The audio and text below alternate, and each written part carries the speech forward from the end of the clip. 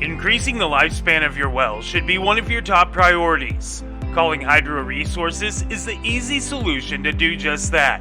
Since the 1940s as Hinkle Drilling and 1999 as Hydro Resources, they have been providing groundwater service and solutions to ag producers, municipalities, and more. Whether it's well drilling and construction, pumping system design and installation, controls, pump services and maintenance, or well services and rehabilitation, Hydro Resources is the answer. Find out more information at hydroresources.com. With locations in Kansas, Colorado, New Mexico, and Texas, they have a wide service area, so let them help you with your groundwater needs today.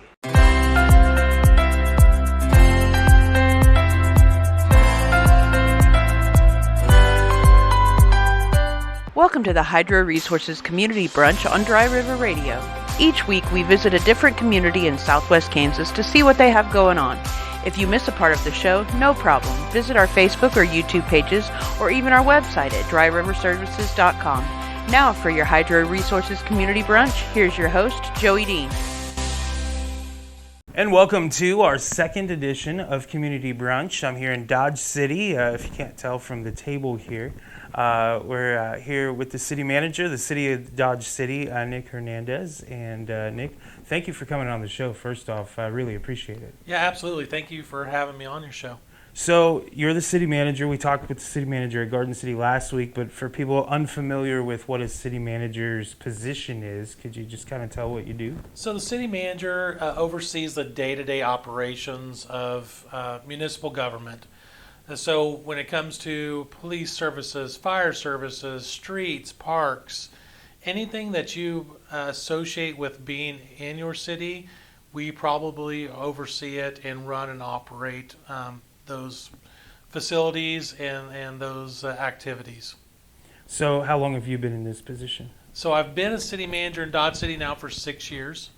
Originally, my first city manager gig was actually as an internship in the city of Salina, Kansas, several years ago. And then I went to Osage City, Kansas, which is south of Topeka, and I was there for about 3 years. And after that experience, went to Arkansas City, Kansas, and was city manager in Arkansas City, Kansas for just shy of 10 years, and now I've been here a little over 6.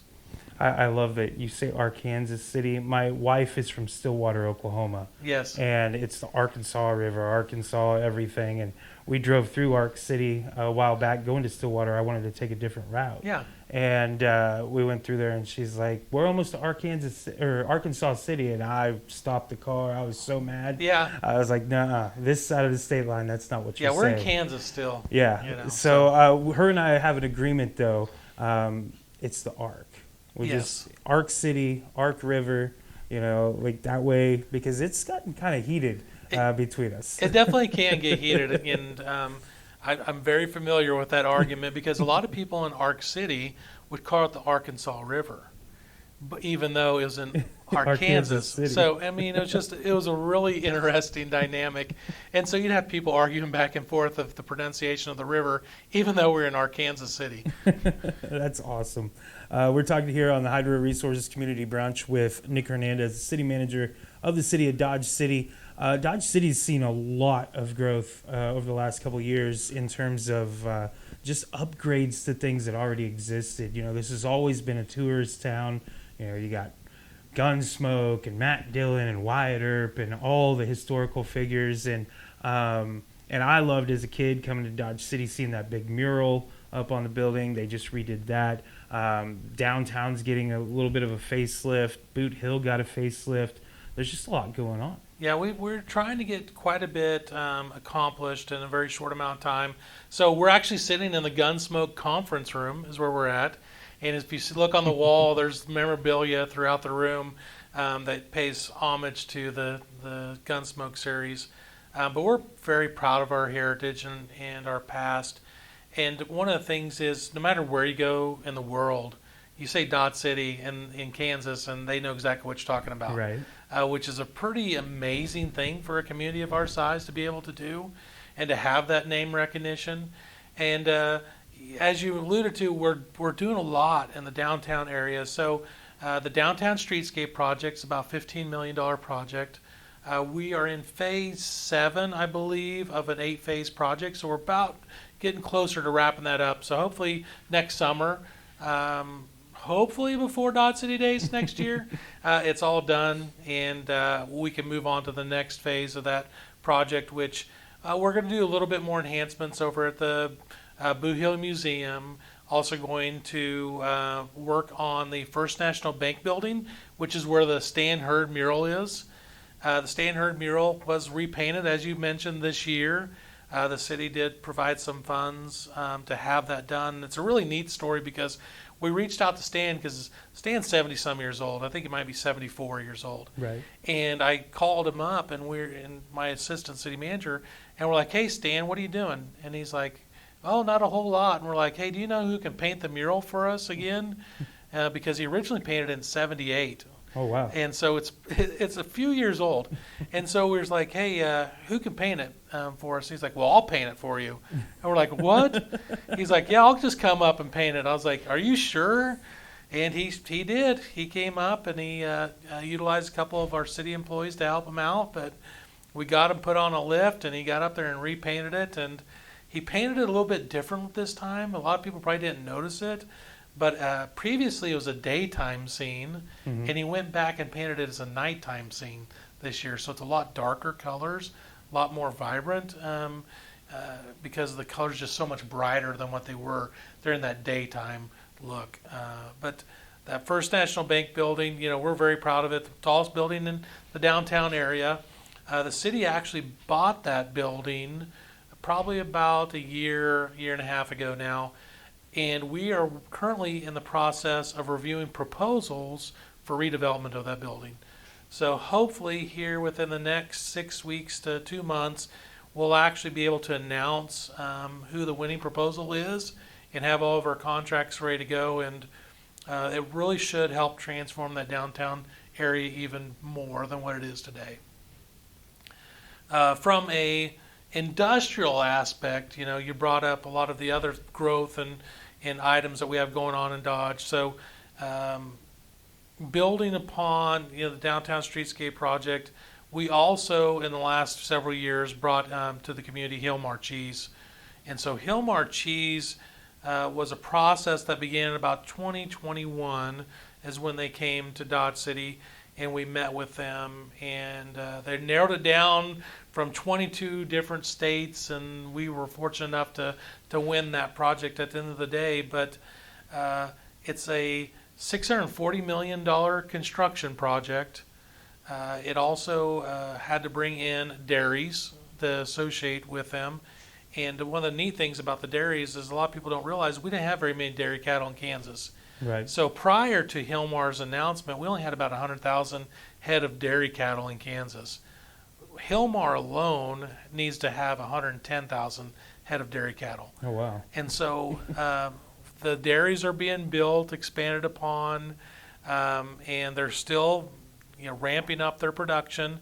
But once it's all said and done, Hillmar cheese will produce about 1 million pounds of cheese a day, which is unreal when you think about it. That's about what I eat, so yeah, that's good. Yeah, and we appreciate you eating that much cheese. It helps the economy, it helps Kansas for sure.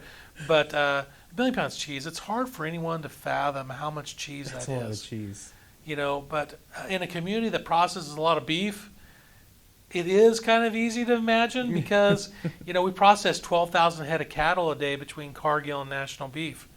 12,000 head of cattle is a lot of cattle. Yeah, it is. People don't understand how many trucks that is coming in and leaving, and also the feedlot capacity that's necessary to meet that demand. We kind of joke that we're basically the cheeseburger capital of the United States and maybe even the world, since we produce so much cheese and beef here in Dodge City. I love it. Yeah, my wife works for Ersic and Dahl, and I knew a lot of cattle got processed and everything, and she's at one of the smaller yards compared to Yes. and just her explaining to me, I shipped this many cattle to Cargill, this many to National Beef today, and they're sending them to Liberal and Dodge and everywhere, Yes. and Tyson, and it's just crazy how many cattle, because you see the cows, but you never really think how many cows are there. And whenever her family comes up to visit, the first couple of times we'd take them out to that feed yard, and these are so many cows, and we'd be like, hold on. This is a small we'll feed yard. show you a lot of cows, and we'd take them up to the big one over by Garden, and Yes. and just seeing their faces, like, can't believe how many cows there are, and it's just crazy. Something we see every day and don't even think about. Yeah. The High Plains Ponderosa Dairy, which is down in Plains, Kansas, just outside of Meade in Plains, they have 80,000 head of dairy cattle at that one dairy, and they milk them 3 times a day. So think about how many times you have to actually see that cow and how often they're being fed and being milked. It's hard to imagine having that much activity in a small area. But what's kind of interesting about the whole thing is that's one of the smaller ones when you look at the big scope. So when you go to Texas and the Dalhart area where the other Hillmar plant is, they have some with over 110,000 head of dairy cattle. And you're just like, wow, how can you have that many dairy cattle in one place? But they do it, they milk it, and it's pretty impressive to see the industry and how high tech it is too, because one of the things that they pride themselves upon is they know exactly where that cow's been from the time it was basically, conceived till the time it's put to pasture at the end of the day. But they also keep track of that milk production, and they know exactly how much each one of those cows are producing and what the fat content is and all the other benefits for vitamins and their whey the whey, the fats. I mean, it's amazing to hear them talk about milk and how each one of these cows can be just a little bit different. That is crazy. We're talking with Nick Hernandez, City Manager of the City of Dodge City, here on the Hydro Resources Community Brunch on Dry River Radio.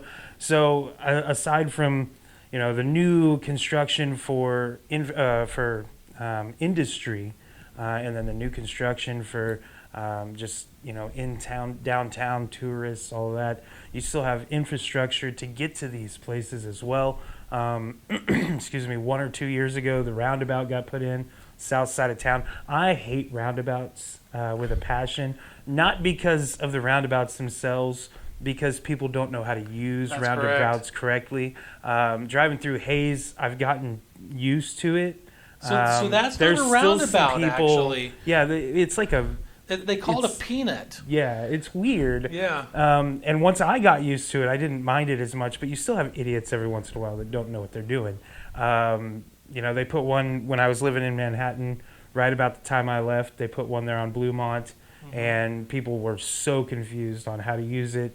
They were stopping, going the wrong way around the... Yes. And so that was my fear when they put the one in Dodge City, because I've driven in Garden City and Dodge City. I know what drivers are like out here. And so, but it actually hasn't been so bad. It's a lot of people were upset, and there's still some people that are upset about it, but to be honest, you can get through that intersection really quickly. Yeah. Even with the heavy truck traffic and the heavy vehicular traffic that we have, you're not stopped. I mean, it's continuous flow through that intersection. There was times that you'd be stopped at a stop sign for 30 seconds to a minute. Mm-hmm. Now you just flow right through it. We knew that with the introduction of Hillmar and just all the other employee traffic and truck traffic that was going to be introduced in that intersection, that it was not going to be a safe intersection, that something had to be done. So Kansas Department of Transportation, as part of our economic development package to Hillmar, we knew that we needed to enhance that intersection. And the roundabout for us and for KDOT was actually the ideal solution given the traffic counts that we had in the area. And I think it was a good solution at the end of the day, especially now that's in place. But with that intersection, we have had 0 fatality crashes in that intersection. We've had some accidents, but we haven't had any with major injuries, which is a huge bonus. A lot of people don't understand how safe roundabouts are.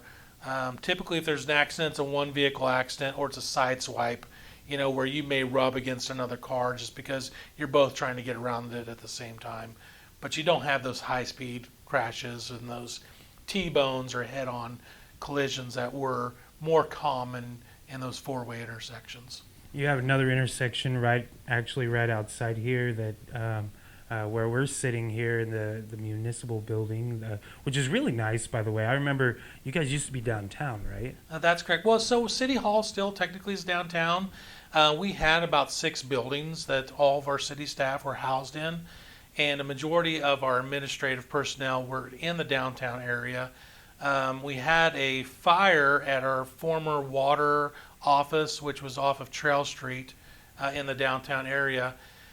And the displacement of those individuals made it where the city hall was just overcrowded. We had 3 to 4 people in a small office, and it just was getting to the point where it's just not reasonable to expect someone to get good quality work or to stay busy when you're working with that many other folks. And so the opportunity for this municipal services building, which is the old Chaffin warehouse and headquarters, came available, and the commission at the time felt that it was a good move. We sold all of our other properties, with the exception, I believe, of the recycling center, which is still off of 14th Avenue.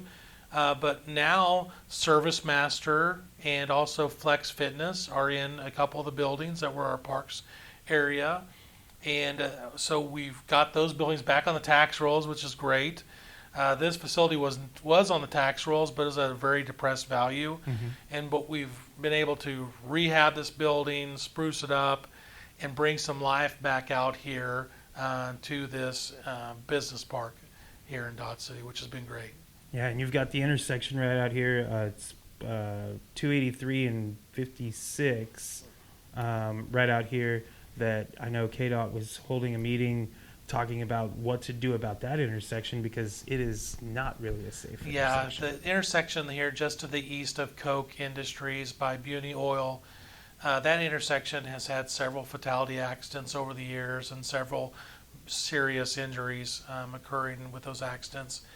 And it's been something that the area has really been pushing to find ways to improve the safety of that intersection. And so KDOT did present several ideas yesterday, all of which are roundabouts, basically to handle the whole corridor. But they're talking about it roundabout 283 and then a roundabout right out here at the intersection that's just north of our facility.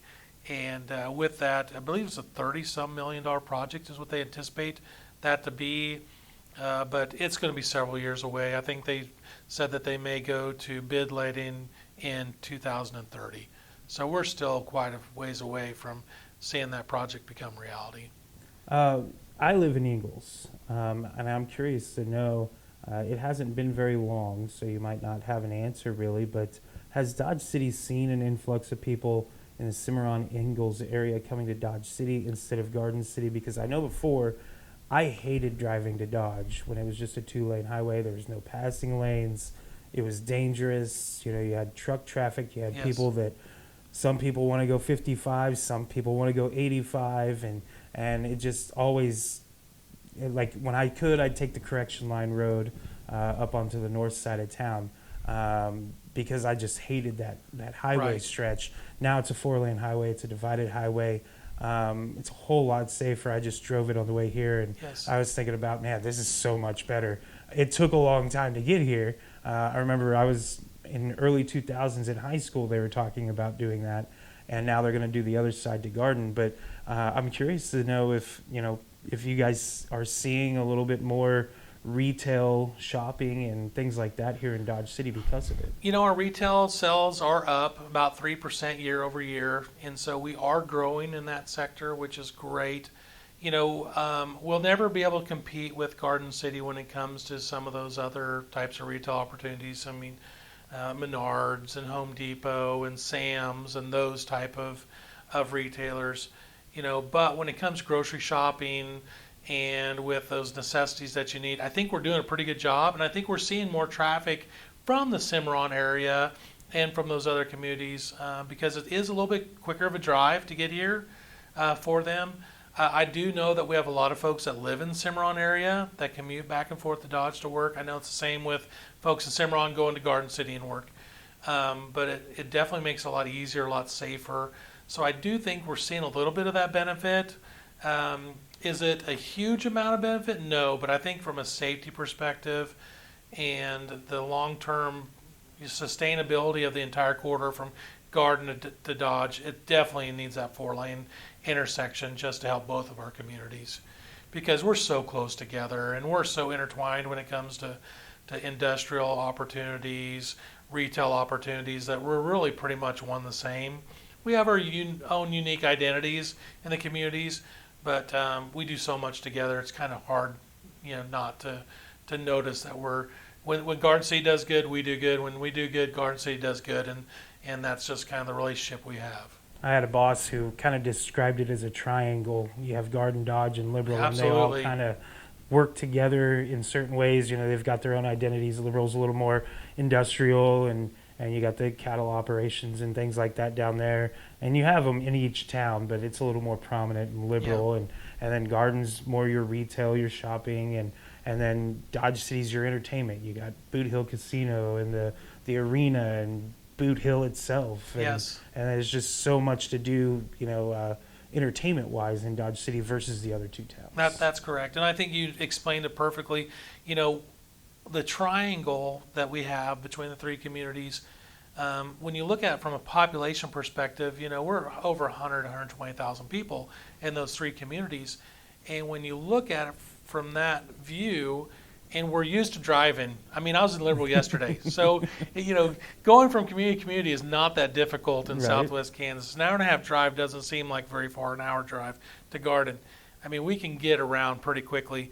But with that dynamic, when you look at how much gross domestic product comes out of Southwest Kansas and those three communities, and you have a population base of 100 to 120,000 people, the amount of goods that come out of this area, it blows away on a per capita basis. Kansas City, Wichita, and those areas. I mean, just think about how much comes from this little triangle out here.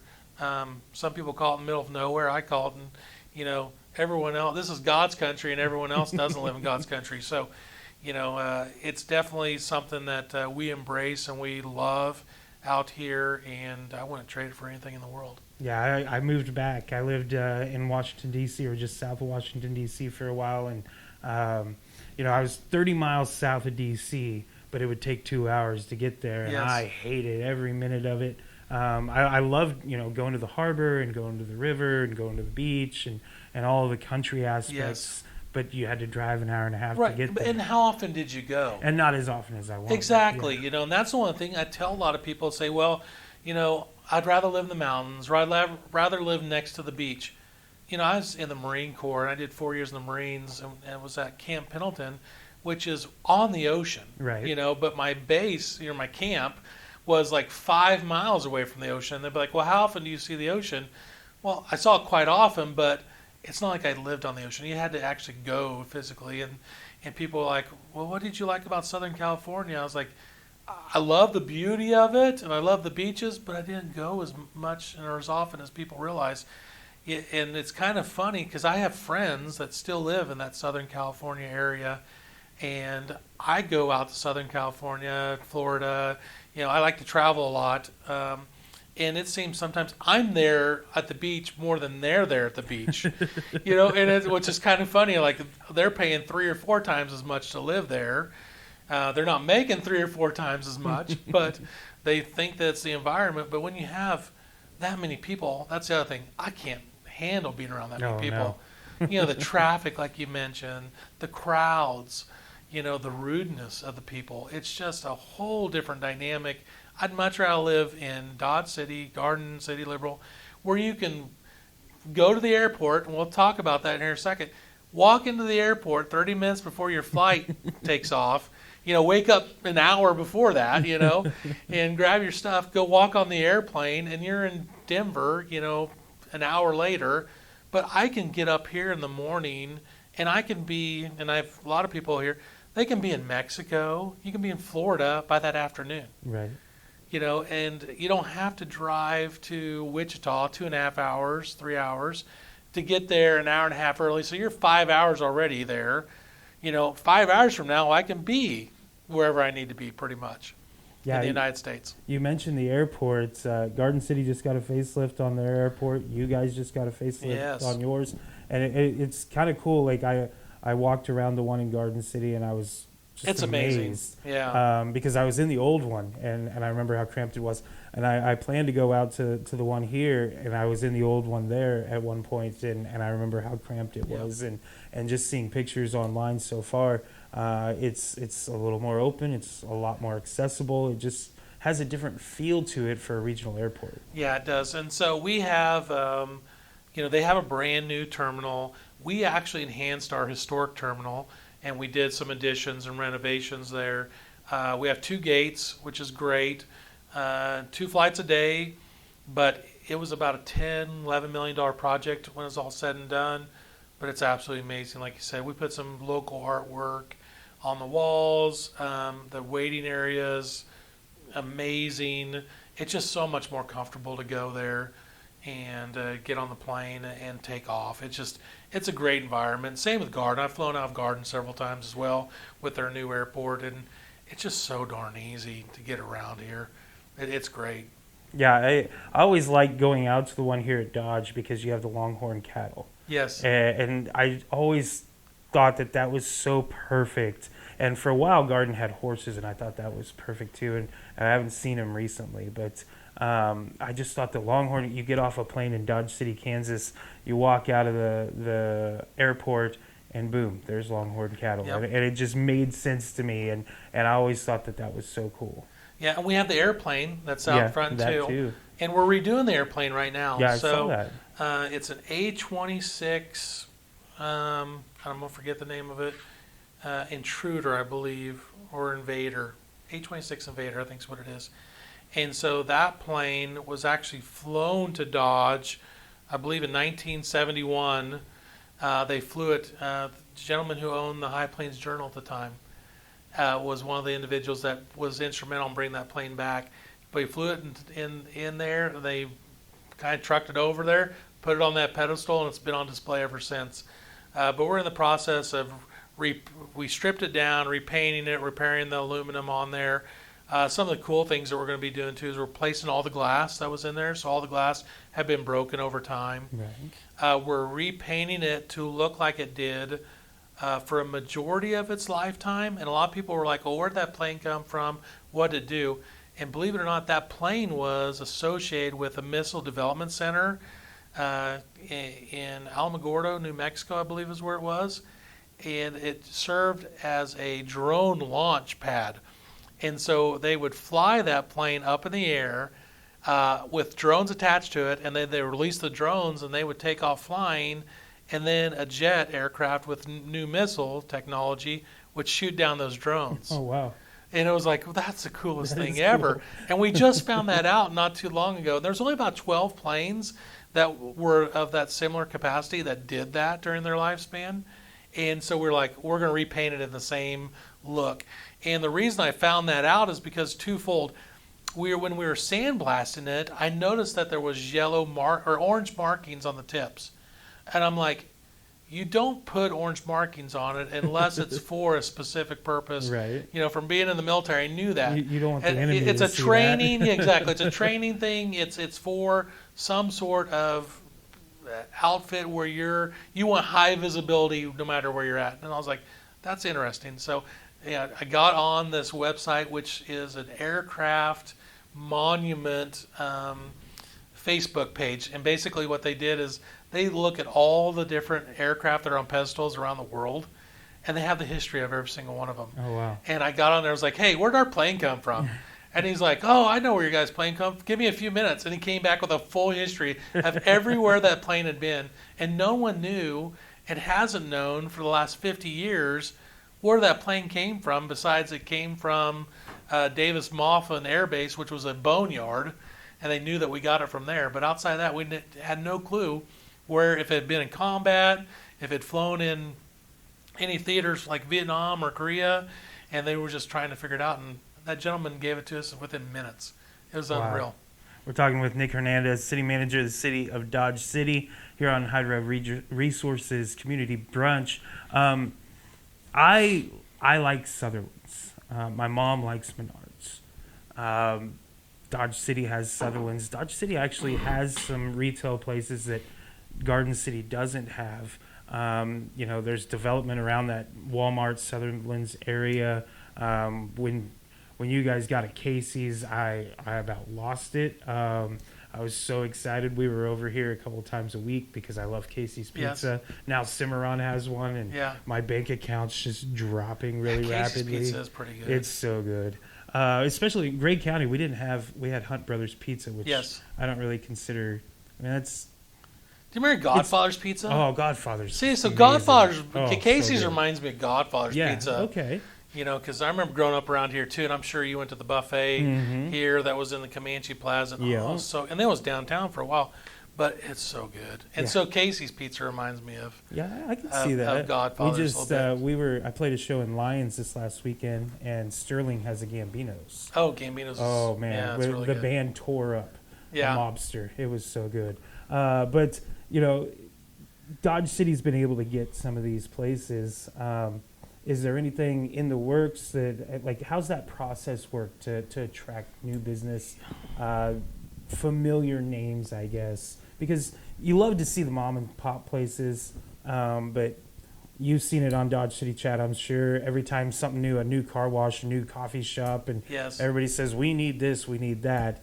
And it's always, big chain names. A lot of people don't understand that retail's a very cliquey type industry, and they love competition. So whenever you have a Starbucks or Scooters, you're going to start seeing your Seven Brews. You're going to start seeing all those other chain coffee shops want to go in the exact same area.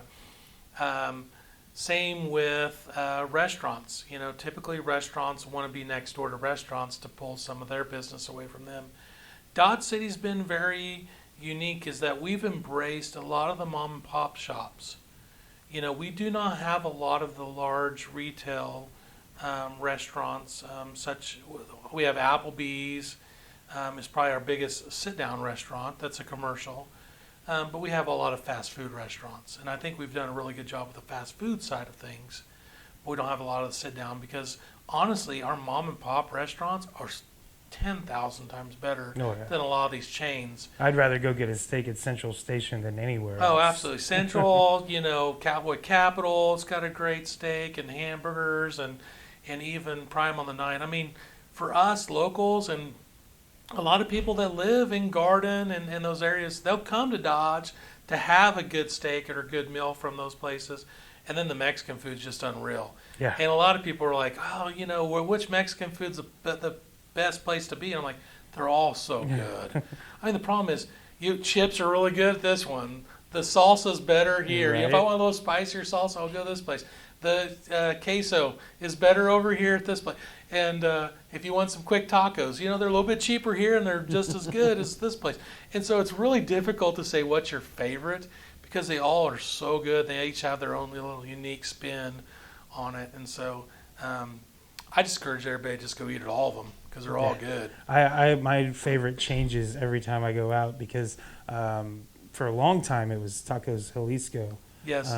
That's where we'd go after being out at Central Station, just go across and then I tried some of the other places and I fell in love with El Rodeo. Yes. A couple months ago, I guess it was. I was like, man, this place is amazing. Yeah. And then I tried somewhere else. So what'd you have at El Rodeo? I remember I had the jalapeno poppers. Yes. And I think I just had tacos, but they were really, really good. Yeah. But I was all about the jalapeno poppers because it's so hard.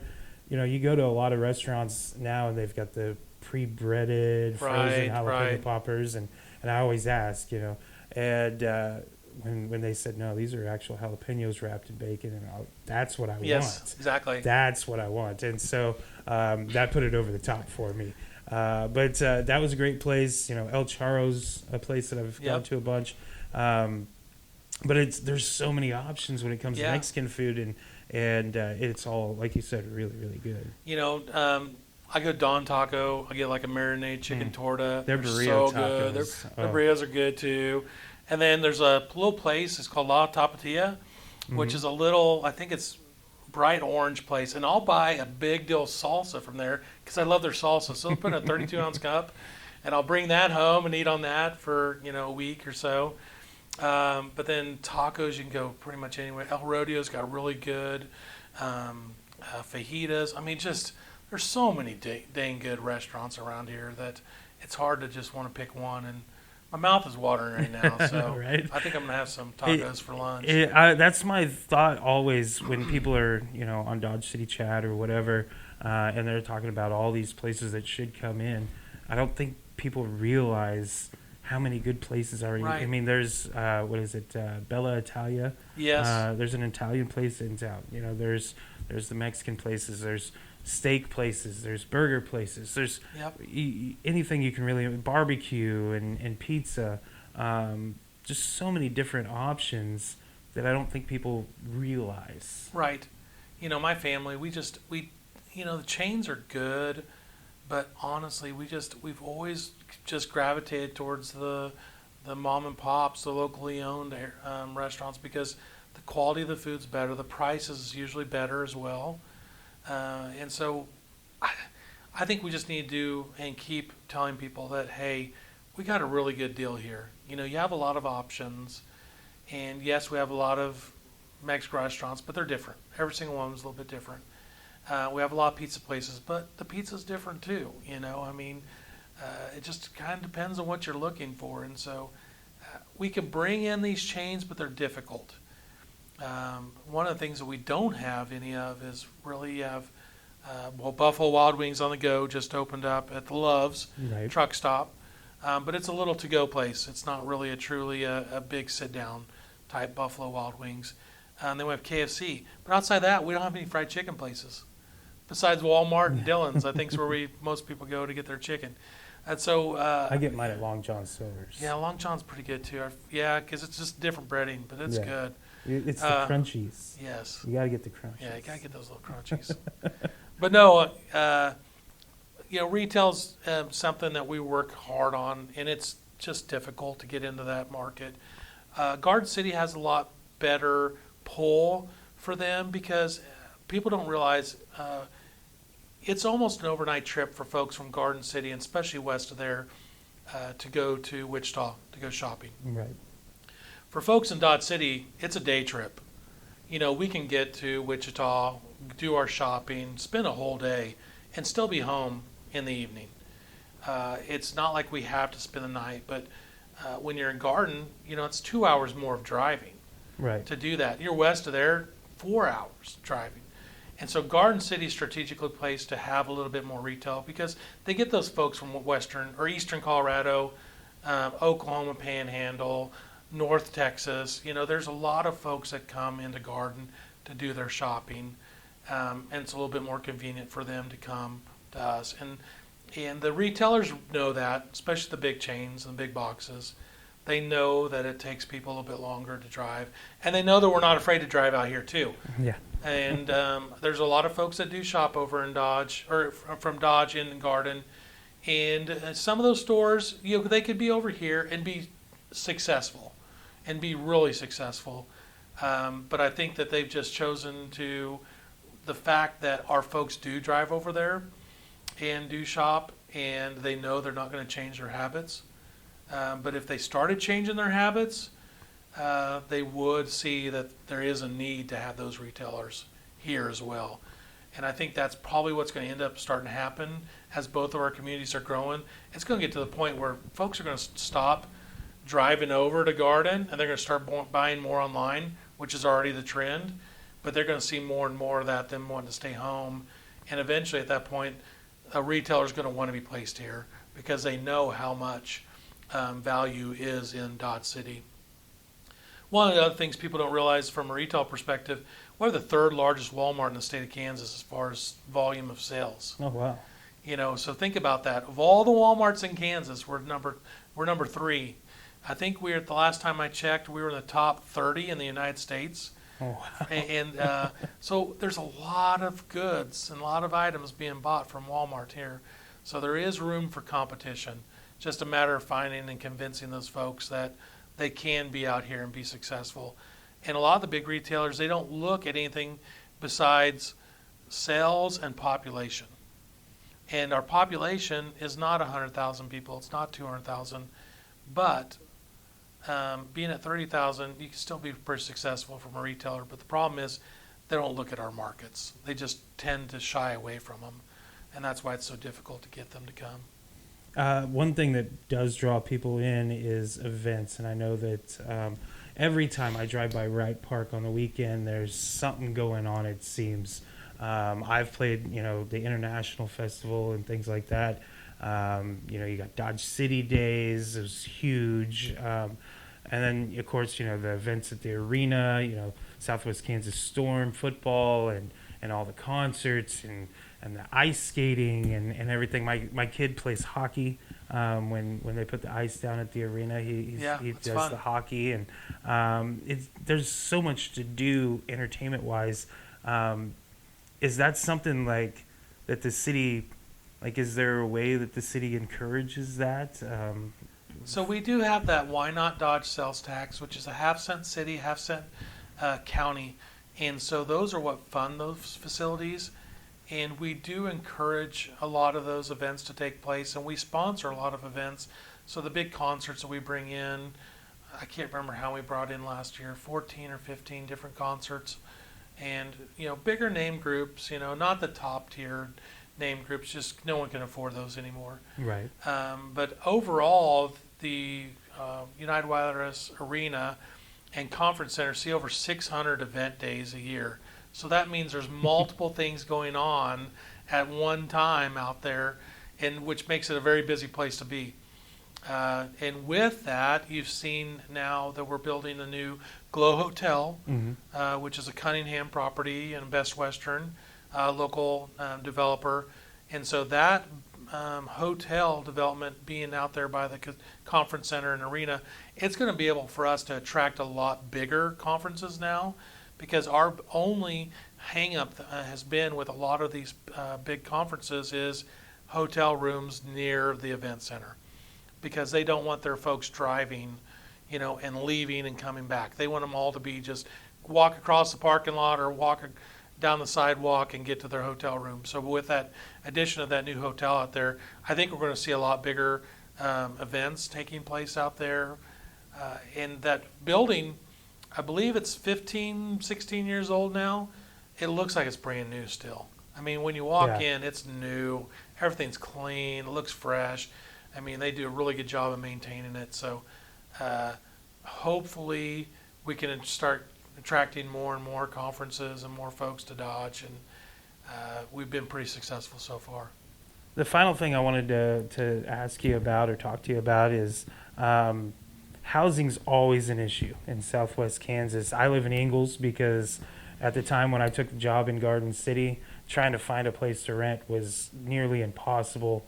You could find them, but it was run down, and they wanted an exorbitant amount of money to rent. And luckily, I found a place in Ingalls, and I love living in Ingalls. I'm like you; I don't like a lot of people, and so it's a nice small town. Everybody kind of leaves me alone. Yes. It's a block from the school, so my kid walks to school, and I have no problem with him walking to and from school.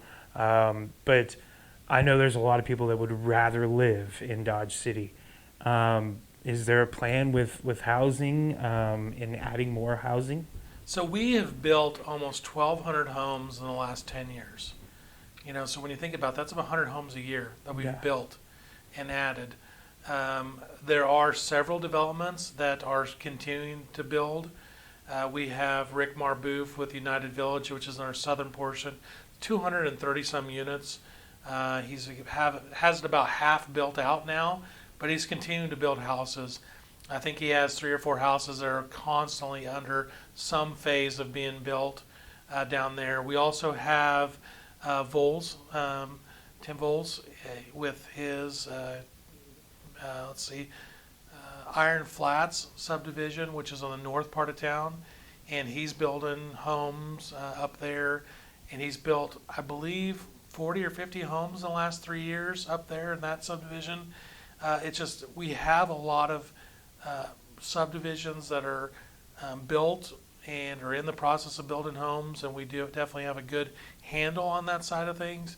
One thing we do lack a little bit of is rentals, but DW Properties has built a 40-some unit complex, and I think they're wanting to build another one here before too long. But we're trying to hit all the different aspects of housing in town, and also to rehab our existing housing stock to make sure that they're keeping it maintained and they're able to make the improvements they need to at their own homes.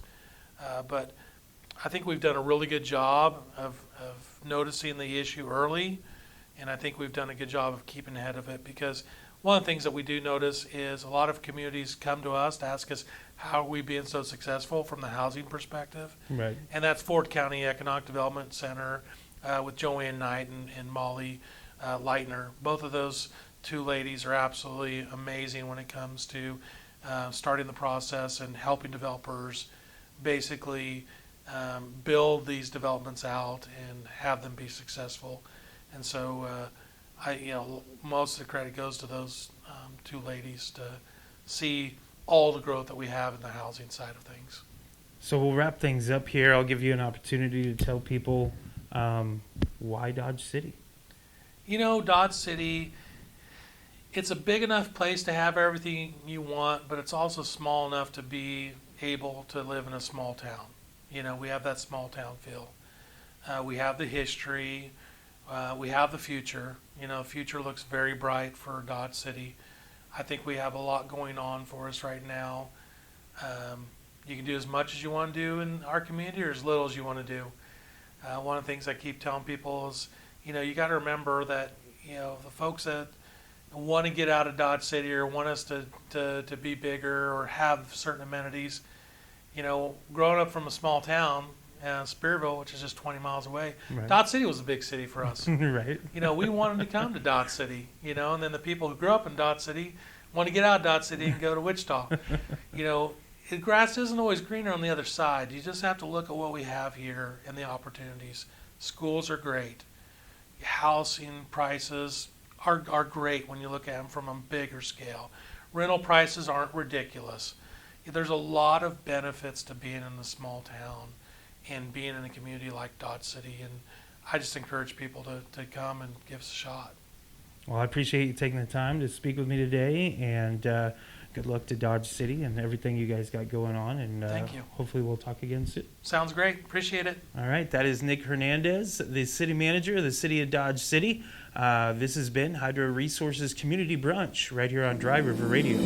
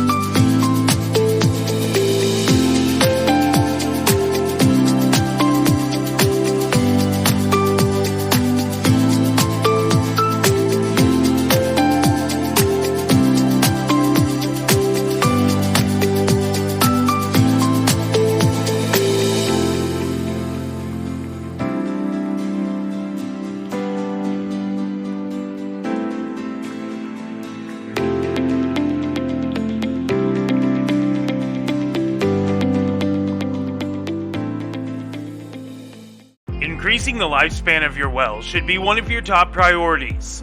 Calling Hydro Resources is the easy solution to do just that. Since the 1940s as Hinkle Drilling and 1999 as Hydro Resources, they have been providing groundwater service and solutions to ag producers, municipalities, and more. Whether it's well drilling and construction, pumping system design and installation, controls, pump services and maintenance, or well services and rehabilitation, Hydro Resources is the answer.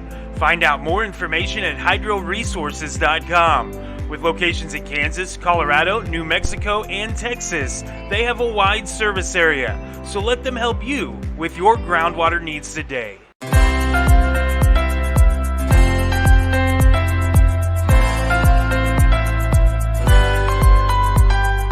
This has been the Hydro Resources Community Brunch on Dry River Radio. Join us next week to see what community we visit next. As always, you can catch up on episodes on our Facebook or YouTube pages or at dryriverservices.com.